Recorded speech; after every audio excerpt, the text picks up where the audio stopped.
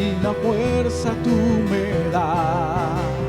Nada es imposible, por ti los ojos se abren, cadenas son rotas y yo viviré por fe.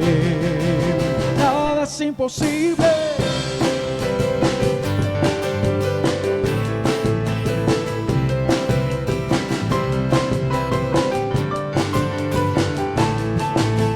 No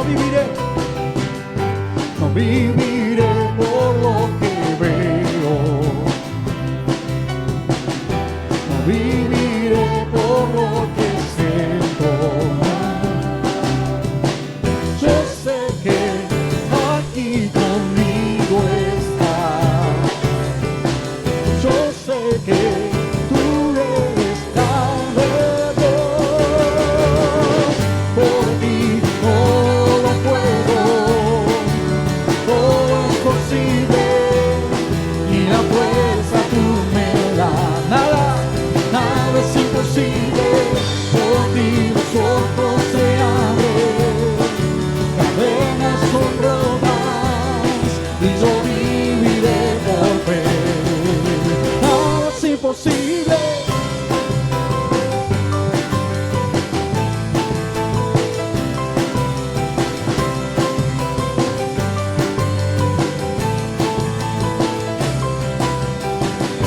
No viviré por lo que veo, no viviré por lo que siento. Yo sé que aquí conmigo estás, yo sé que tú eres grande, Dios, por ti todo puedo. Y la fuerza tú me das. Nada es imposible, por ti los ojos se abren, cadenas son rotas y yo viviré por fe. Nada es imposible, creo en ti, creo en ti, creo en ti, creo en ti, Cristo, creo en ti, creo en ti. Creo en ti, Cristo, creo en ti, creo en ti, creo en ti, creo en ti, Cristo, creo en ti, creo en ti, creo en ti, creo en ti, Cristo, por ti todo lo puedo, todo es posible y la fuerza tú me das. Nada es imposible. Por ti los ojos se abren, cadenas son rotas y yo viviré por fe. Nada es imposible, creo en ti, creo en ti, creo en ti, creo en ti, Cristo, creo en ti, creo en ti, creo en ti, creo en ti, Cristo, creo en ti, creo en ti. Creo en ti, creo en ti, Cristo, creo en ti, creo en ti, creo en ti, creo en ti, Cristo. ¡Aleluya! ¡Gloria a Dios!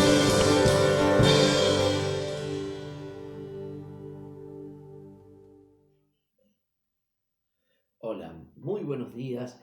Dios los bendiga grandemente a todos mis hermanos y amigos que nos siguen a través de este medio.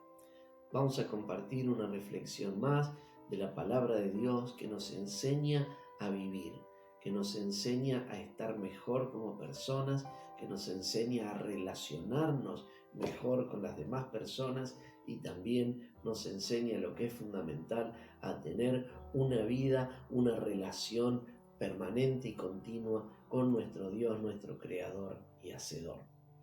En esta mañana quiero compartirles una historia que le he puesto por título Cansados pero persiguiendo el objetivo.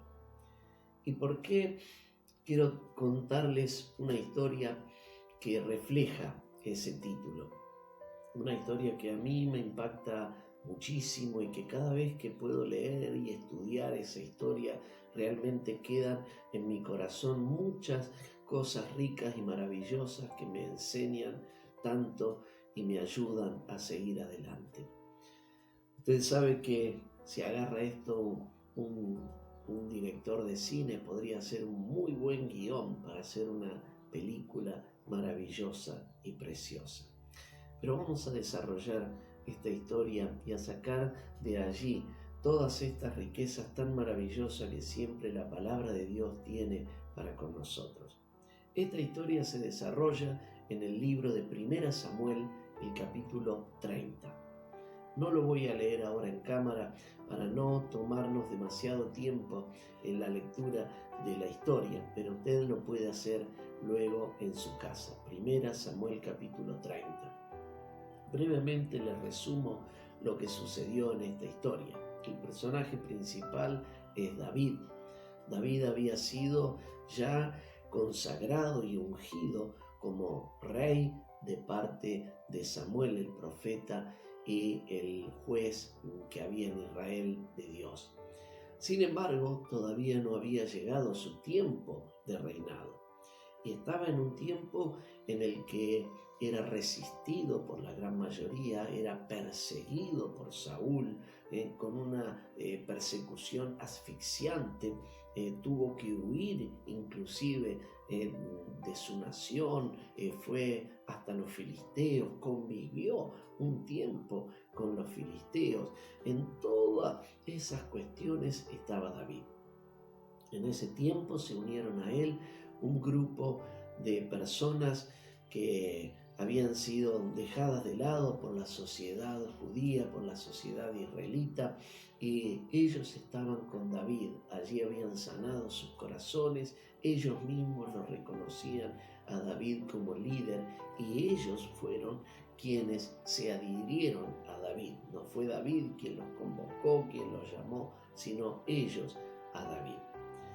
David, con estos 600 hombres, estaban batallando, volvían de una guerra que habían sido victoriosos allí con los filisteos, pero una guerra que le había llevado mucho tiempo, mucho desgaste y en la que se habían consumido todas sus fuerzas y volvían a sus hogares allí con el mínimo de fuerzas. Pero como cuando usted pasa un tiempo difícil afuera de su casa y uno no ve la hora de decir quiero volver a mi casa para descansar, no solo físicamente sino también emocionalmente, relajarme de tantas tensiones, de tantos problemas, quiero estar en la quietud, en el amor, en la contención de mi hogar. Así es como sucedió con estos hombres. Pero cuando estaban volviendo a su lugar se encontraron con algo sumamente desolador. El lugar donde ellos vivían, que era Siclag, toda esa villa había sido abordada por un grupo de amalecitas. Estos eran como un poco esos guerrilleros saqueadores que iban haciendo estas cosas medias a escondidas. Y los amalecitas habían invadido Siclag, habiendo encontrado la villa con mujeres y niños, les fue muy fácil tomarlos a todos ellos como prisioneros y destruyeron toda la villa, la incendiaron por completo.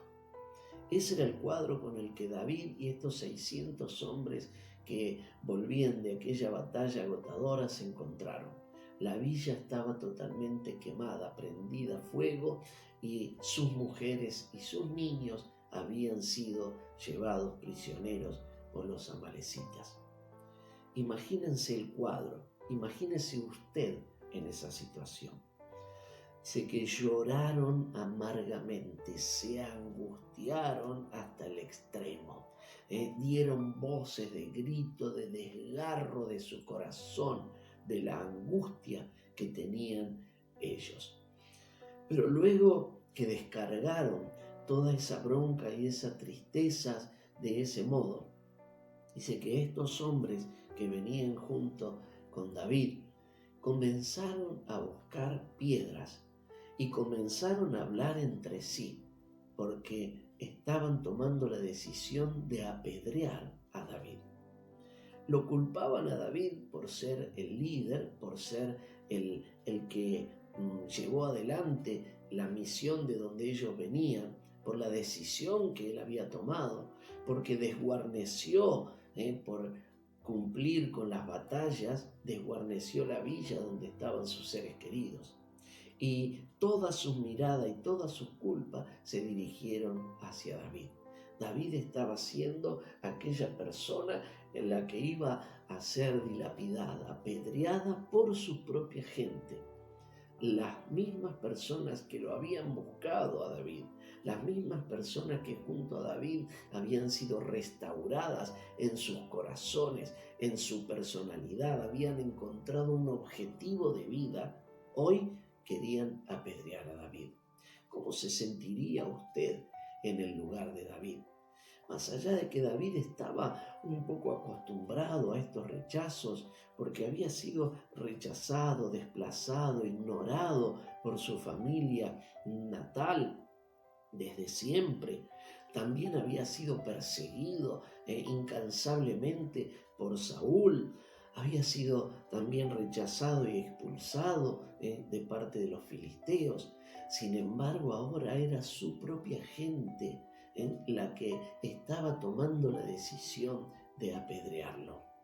Qué triste y qué difícil es sentirse en un cuadro así. No hay nada más desgarrador que sentir que su propia gente está incriminándolo y de tal manera que quiere abandonarlo, traicionarlo.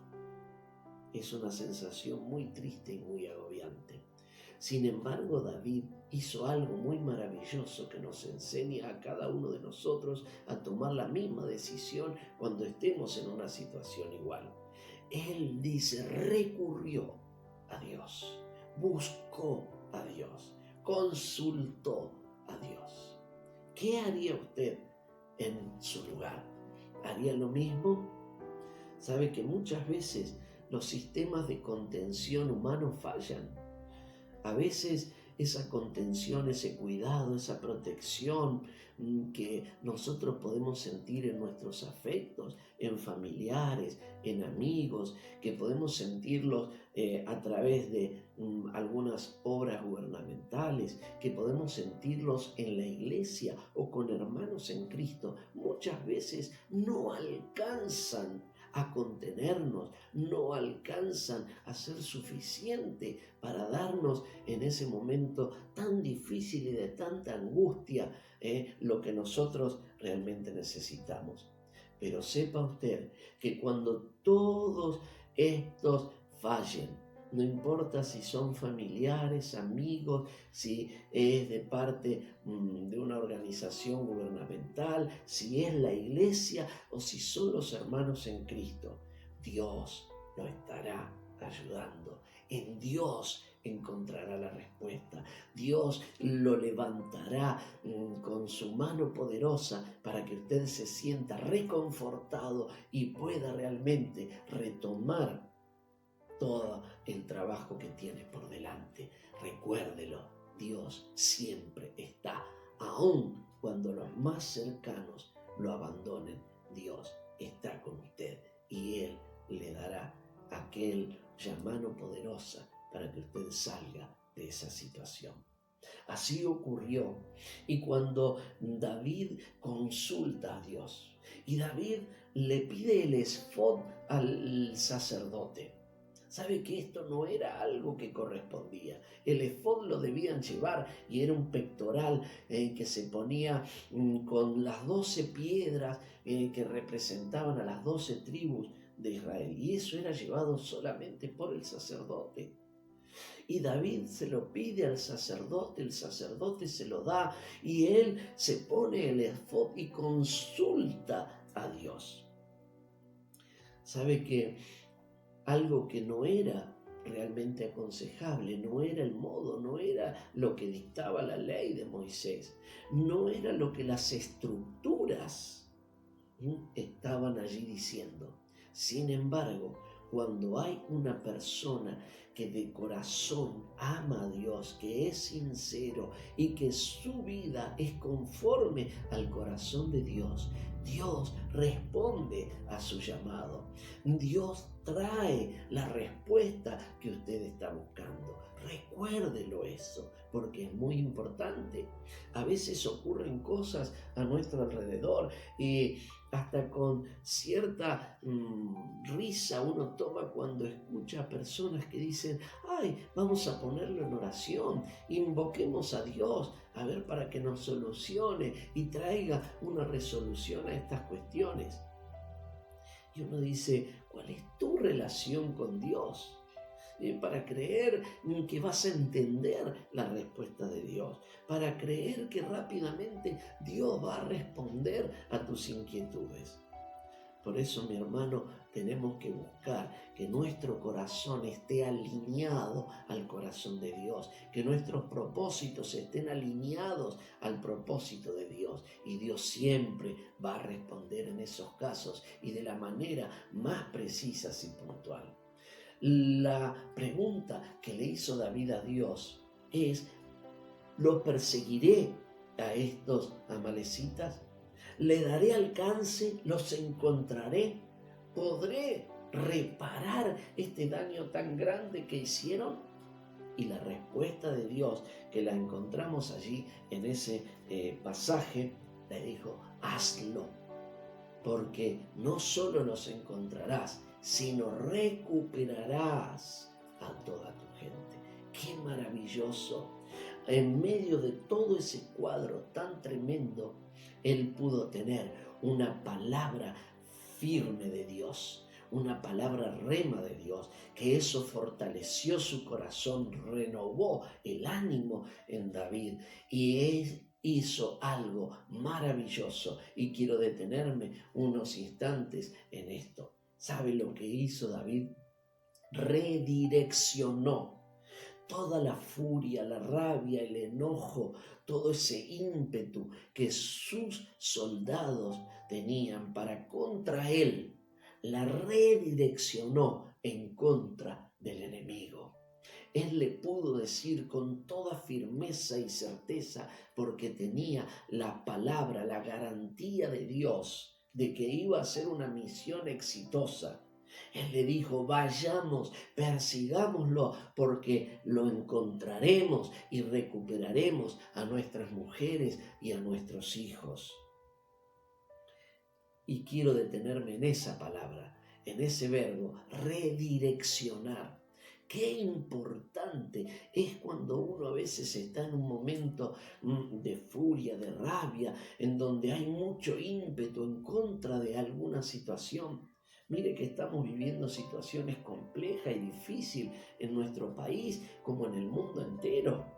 Este COVID-19 realmente está desestabilizando muchas cuestiones no solo de enfermedad, de salud, sino también cuestiones económicas, cuestiones de relaciones familiares, cuestiones anímicas, cuestiones emocionales. Y en medio de todo este sacudón, a veces nuestra bronca es o contra el gobierno que dictamina esas leyes que nos ponen mal, o contra determinadas cosas. Qué importante sería redireccionar todo ese ímpetu y poder enfocarlo donde corresponde, porque allí obtendremos realmente muchas cosas positivas y buenas. Por eso yo le insto en esta mañana que usted reflexione, que usted pueda ver hacia dónde está apuntando sus broncas, sus furias, sus decepciones, todo el ímpetu que está en usted. Fíjese de redireccionarlo al lugar correcto para obtener el beneficio deseado. Y eso hizo David, y una vez que hizo eso, salieron él con los 600 hombres a perseguir a estos enemigos, a buscarlos para poder rescatar a sus mujeres y a sus hijos. Pero algo ocurre, y es un momento crucial, es un momento de bisagra, es un momento que marca un antes y un después. Y es cuando llegan al arroyo de Besor.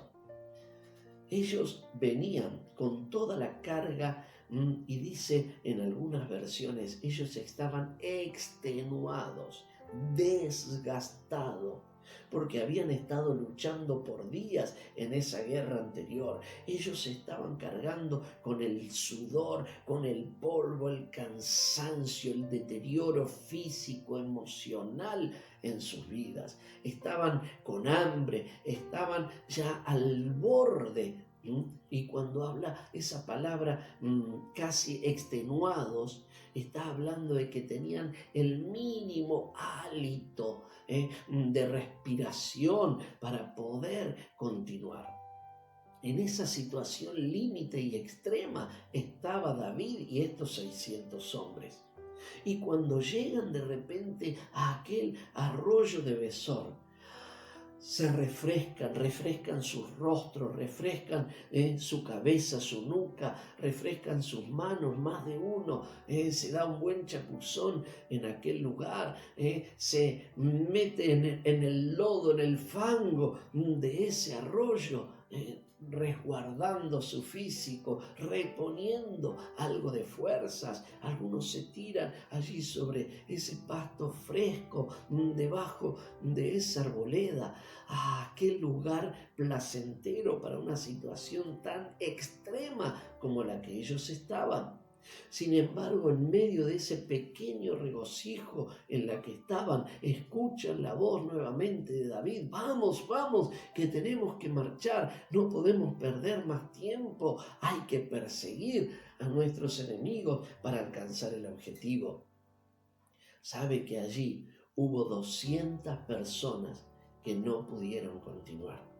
200 personas que estaban tan cansadas, tan extenuadas, 200 personas que ya estaban tan desanimadas, que dijeron: nosotros nos quedamos aquí en el arroyo de Besor a descansar, a reponer fuerzas.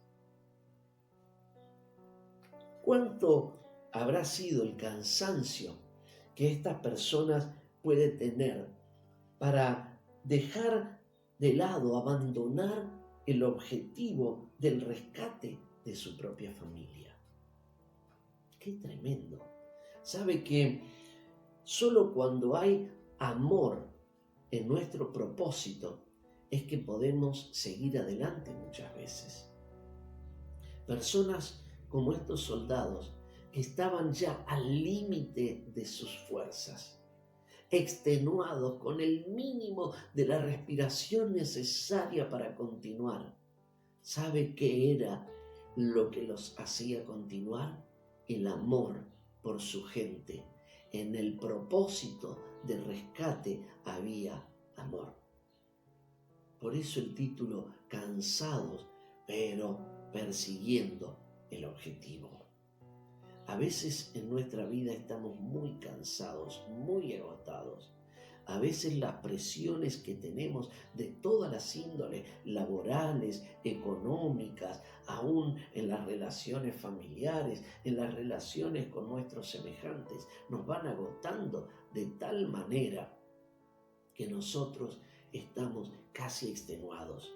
Pero cuando hay amor en nuestro propósito, nos va a generar la fuerza suficiente para seguir adelante, para alcanzar ese propósito. Pero aquí hay 200 que se quedan en medio de ese arroyo a descansar. Y la pregunta es esa: ¿cuánto es el cansancio para abandonar un propósito tan digno de rescatar a sus esposas, a sus hijos, a sus seres queridos? Sabe que en la iglesia hoy sucede lo mismo. Hay muchas personas que comenzaron con gran ímpetu, con fuerza, con energía, e hicieron grandes proezas para seguir adelante. Sin embargo, llega un momento en que a veces las desilusiones, el cansancio, la frustración de haber intentado muchas cosas sin lograrlo, A veces también pérdida de seres queridos que lo han agobiado. Allí abandonos o rechazos que han recibido, que también los han marcado. A veces un divorcio que trajo tantas angustias, problemas y frustración que muchas veces nos hace dejar de lado el objetivo principal de seguir adelante. Tal vez una enfermedad que se prolonga en el tiempo y viene agotando sus fuerzas, no solo físicas, sino emocionales, espirituales. Tal vez una adicción que no puede largar. No importa cuál sea, que lo está atormentando y lo está haciendo decir, hasta aquí llegué, no puedo más. Me quedo en este lugar, me estanco aquí, no puedo seguir hacia adelante, no puedo continuar en alcanzar el objetivo. Qué triste es cuando esto sucede, y les ruego en el amor del Señor, en el amor de Dios, que usted recapacite y no se quede detenido. No se detenga a descansar, sino siga adelante con el poder y la fuerza que Dios va a estar trayendo a su vida para alcanzar el objetivo. Estas personas se quedaron allí. ¿Cuántas veces usted ya dejó de lado decir, bueno, ya no quieren creer, ya no reciben la palabra de Dios? Dejamos que familiares y que amigos se pierdan en la condenación eterna porque ya les hablé, ya me cansé, ya no lo hago más.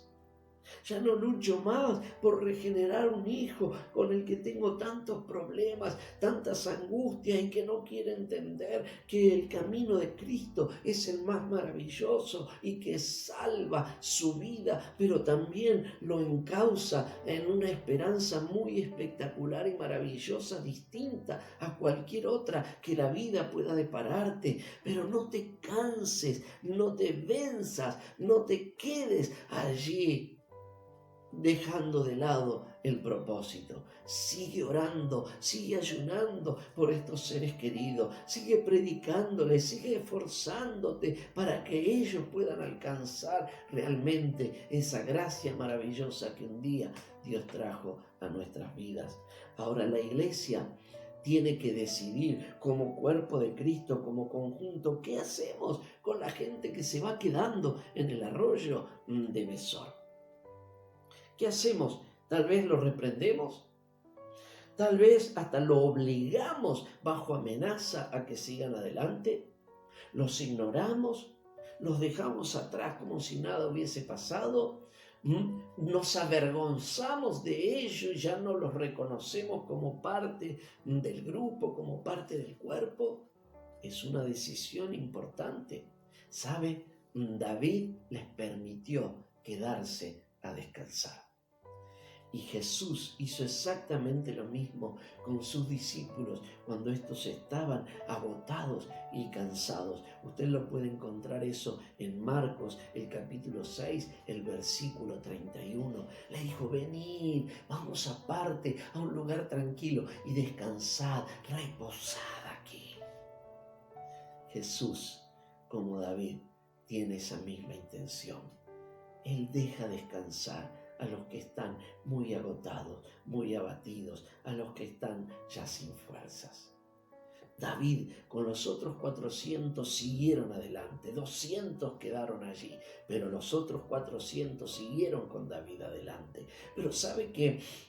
Los amalecitas eran grupos que estaban acostumbrados a andar en el desierto y en estos lugares. Eran muy nómades desde sus inicios, desde sus comienzos. Y ellos sabían moverse sin dejar rastro en todos estos lugares. Por lo tanto, David con sus hombres estaban persiguiendo al bulto, sin conocer el destino real donde estaban yendo. Es como quien está luchando y tirando golpes al aire.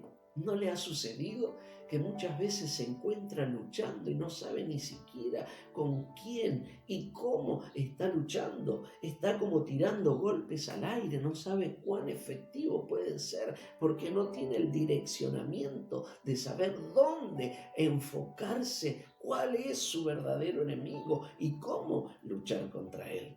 Sin embargo, en esta situación, Dios maravilloso siempre provee la salida. Sabe que ellos encontraron a un hombre egipcio, un joven que estaba moribundo. Este joven, cuando lo encontraron, estaba allí muriendo porque estaba enfermo y también estaba 3 días, dice, sin comer y sin beber, andando allí perdido, tratando de sobrevivir a su enfermedad, a su hambre, a su desnutrición. Este joven era siervo de una amalecita. Las amalecitas eran aquellos que habían incendiado toda la villa de Siclag y habían llevado cautivo a las mujeres y a los hijos de los israelitas. Y allí hay una enseñanza muy maravillosa que encontramos en la palabra. ¿Y sabe cuál es esta enseñanza? El enemigo de nuestras almas. Cuando usted se enferma, cuando usted ya no le es útil, cuando no puede sacar provecho y fruto de su vida, lo abandona para que se muera, lo abandona enfermo, allí moribundo, sin provisiones, para que usted enferme, para que usted muera. Así trabaja nuestro enemigo. Como trabaja nuestro Dios maravilloso. Él nos da a comer el pan de vida. Él nos da a beber el agua que salta para vida eterna, que es Cristo Jesús. Y no solo nos trae la comida y la bebida que recupera nuestros cuerpos, sino que nos redirecciona en una nueva dimensión y nos trae hasta un propósito que dignifica nuestras vidas. Así obra Dios nuestro Señor. Qué maravilloso y qué contraste a cómo obra Satanás, el enemigo de nuestras almas. David con sus hombres tomaron a este joven egipcio enfermo y le dieron pan, le dieron de beber agua, le dieron también, dice, pasas y otras cosas, y recobró, dice, el espíritu en él. Estaba moribundo, estaba allí en los últimos horas y momentos de su vida. Pero Dios tuvo misericordia también de esta persona inocente que había sido tomado por el enemigo, había sido prisionero del enemigo y luego había sido abandonado, enfermo, a morirse como hace el enemigo. Cuando él recobró vida, cuando el espíritu volvió en él, se le preguntaron quién era y qué hacía allí, y él contó que era un egipcio, siervo de una amalecita que había sido abandonado. Por lo tanto le dicen, ¿nos puedes guiar al campamento de los amalecitas? Y este joven le dice, por favor, prométanme que no me quitarán la vida y yo los guiaré. El Señor siempre trae a alguien que te va a ubicar para que puedas encontrar el objetivo. Alguien que te va a guiar de tal manera que vas a encauzar tu vida para encontrar el objetivo. Así es como Dios obra, proveyéndonos siempre lo necesario para que nuestra vida tenga un enfoque y una dirección correcta. Encontraron el campamento del enemigo gracias a este egipcio que lo llevó a él. Y el enemigo estaba de fiesta. Estaba festejando todo lo que había robado al pueblo de Dios. Ellos estaban celebrando su victoria de todo lo que habían sacado al pueblo de Dios. El enemigo está así muchas veces, regocijándose en lo que él le roba al pueblo de Dios. Sin embargo, Dios maravilloso nunca deja de rescatar a uno de sus hijos. sabe que David con sus 400 hombres cayeron en ese campamento y lucharon, dice, desde la mañana hasta la tarde del otro día, 1 día y medio, luchando, peleando contra estos amalecitas, destrozando a los amalecitas. La gran mayoría murió de los amalecitas en aquel lugar. Y algunos jóvenes, dice, lograron huir de ese lugar, pero huyeron tan aprisa que dejaron todos sus bienes, todo el botín, lo dejaron allí. Por lo tanto, David no solo logra rescatar a sus mujeres y a sus niños, sino también se encuentra con un motín grandísimo, muy próspero. ¿Sabe una cosa? Dios no solo nos permite alcanzar el objetivo que tenemos por delante, cuando este es el correcto y direccionado por Dios, sino que Él nos prospera grandemente, abundantemente. Esa es la bendición de Dios que viene como añadidura. Como dice su palabra, buscad el reino de los cielos y su justicia, y las demás cosas vendrán por añadidura. La añadidura de Dios es una provisión, es un regalo, es una bendición. Dios lo favorece y le da mucho más de lo que usted está buscando y alcanzando. Así es como David pasa a ser del chivo expiatorio ahora al gran héroe. Todos lo felicitaban, todos lo aplaudían, todos coreaban su nombre. A veces a los siervos de Dios nos toca pasar situaciones así. Muchas veces estamos en encrucijadas en que parece que estamos al borde de la guillotina. Pero cuando realmente nos mantenemos cada uno en el objetivo de Dios, cuando no distraemos nuestra vida de lo que Dios nos manda a hacer, encontraremos la recompensa y seremos reconocidos por las demás personas. Qué maravilloso es esto. Pero algo sucede. Todos estaban de festejo, todos estaban en este momento tan maravilloso. Habían recuperado a sus esposas, habían recuperado a sus hijos. El cansancio ya no se notaba, el cansancio ya había quedado atrás, ya nadie se acordaba de lo agotado que estaban. Ahora, además, tenían un gran, gigantesco motín que era para ellos, y vuelven hacia su lugar de origen, vuelven hacia Siclag, pero en el medio de eso tenían que pasar otra vez por el arroyo de Besor. Y hay algo interesante allí también que nos enseña. Cuando estaban volviendo hacia el arroyo, muchos de esos 400 hombres, de esos rescatistas que venían felices por haber logrado el objetivo, se acercan a David y le plantean algo, porque dentro de todo ese jolgorio también había muchas mujeres que estaban allí molestas. Y pongámonos brevemente en un pequeño cuadro.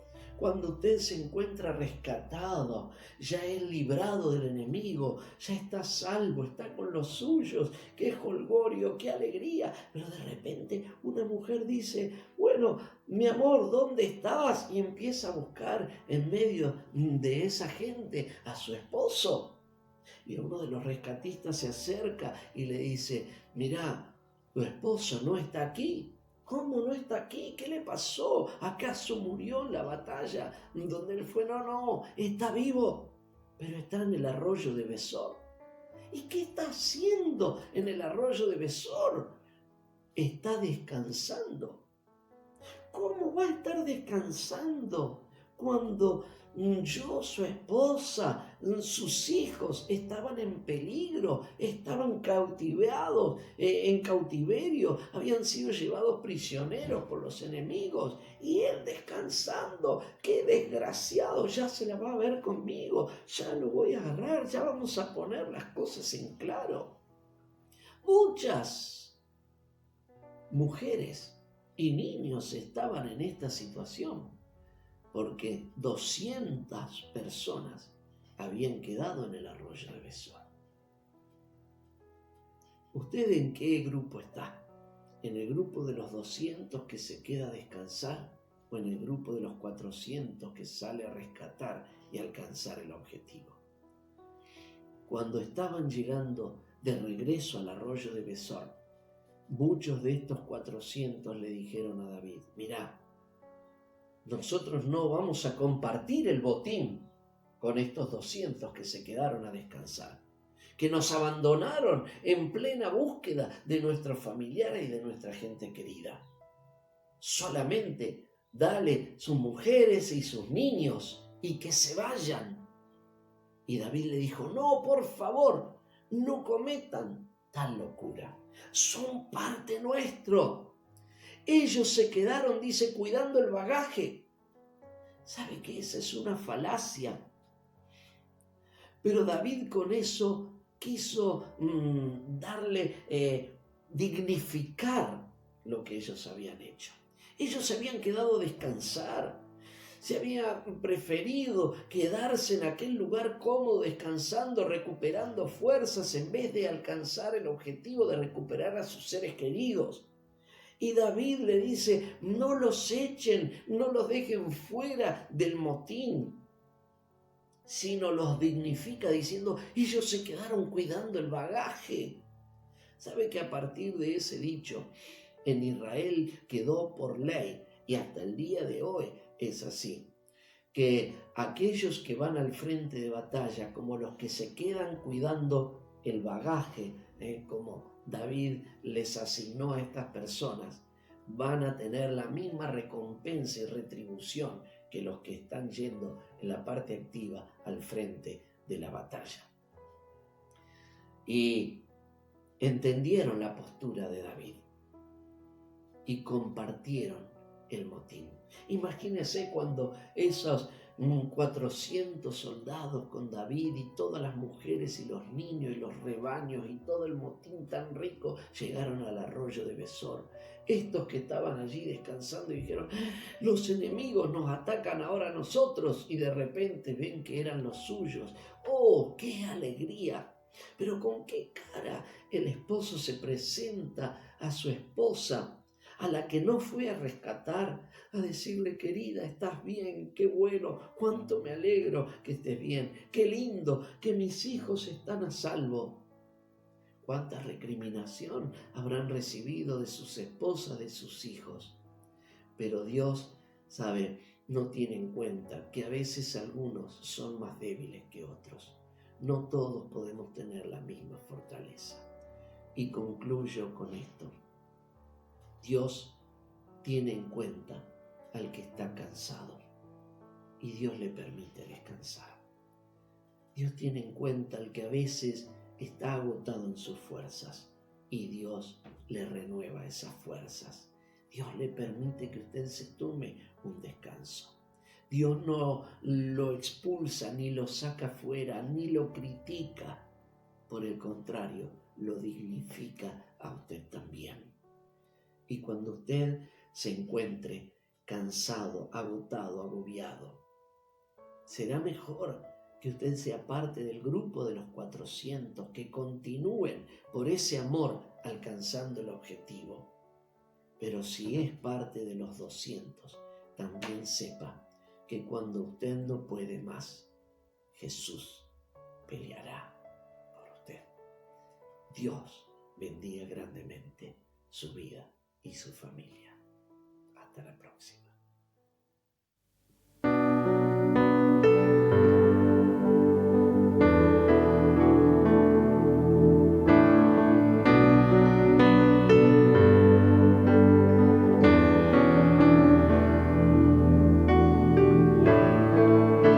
Si hubiera estado allí entre la multitud que tu muerte pidió,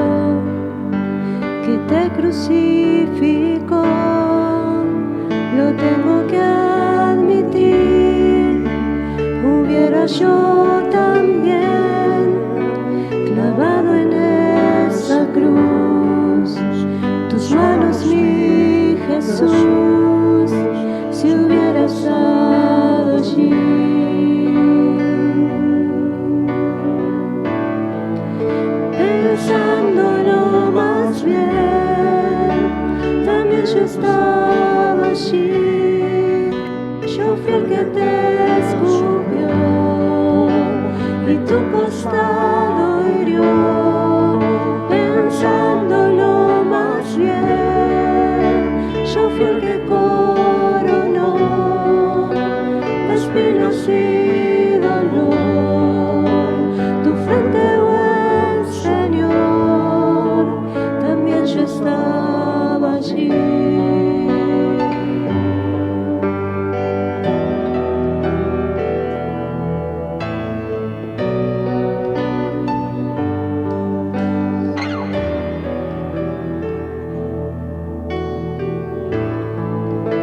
Si hubiera estado allí, al pie de aquella cruz, oyéndote clamar al Padre en soledad, no tengo que admitir que hubiera yo también dejado así morir, mirándote sufrir, si hubiera estado allí.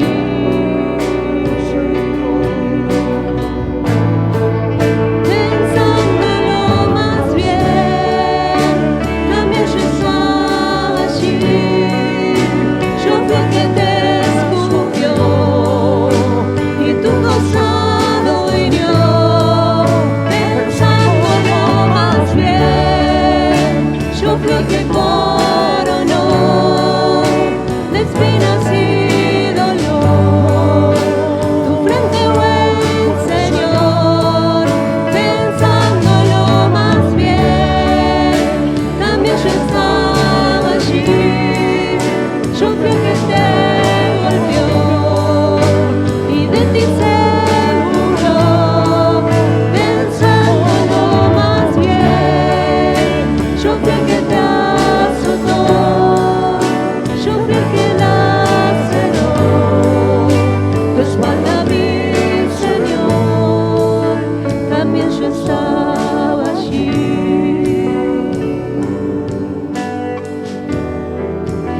También yo estaba allí.